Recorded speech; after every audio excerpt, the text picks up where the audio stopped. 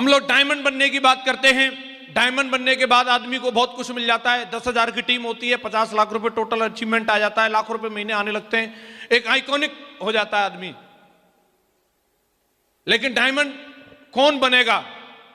Diamond वही बनेगा जो डायमंड बनने की चाहत रखेगा। जब तक आपके अंदर से भूख नहीं होगी, चाहत नहीं होगी, कितनी भी चीजें हैं, मैं अपनी BMW की बताऊं, मैं आपको अपने घर की बताऊं, मैं अपनी फॉरेन टूर्स की बताऊं, मैं अपनी लाइफस्टाइल की बताऊं, सब बेकार है जब तक कि आपके अंदर से भूख नहीं हो।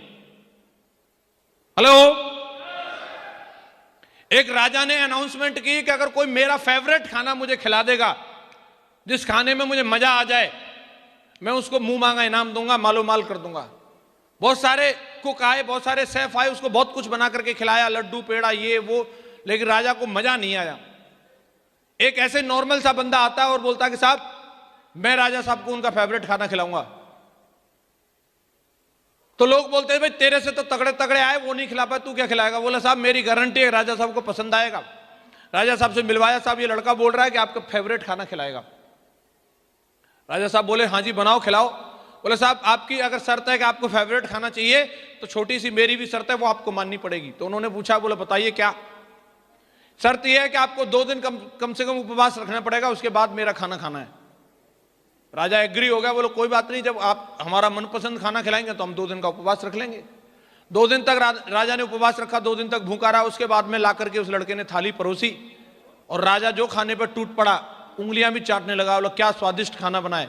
खाना सामान्य था, वही दाल रोटी और चावल थे, लेकिन उसमें आनंद इसलिए आ गया उसको क्योंकि पहले जब खा रहा था तब भूख नहीं थी और अब जो खा रहा था उसमें भूख थी उसको।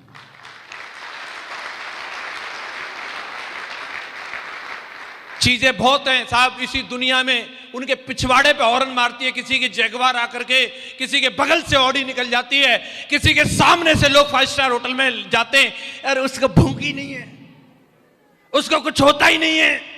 पार्टी में जाता है, दूसरे की बीबी साला एकदम ऐश्वर्या राय बन के आती है, अरे सब ठीक है, उसको भूख ही नहीं है, उसको कुछ होता ही नहीं है। उसके मम्मी पापा साला हवाई यात्राएं कर रहे हैं, तब एकदम जिंदगी को दमदारी के साथ जी रहे हैं, उसको कुछ होता ही नहीं है, भूख ही नहीं है। इस दुनिया में, इस देश में किसी चीज की कमी नहीं है। इस देश में सिर्फ कामयाबी के भूखे लोगों की कमी है।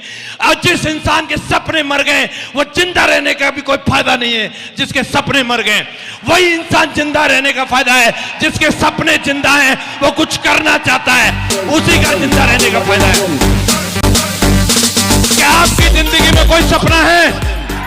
कोई सपना है?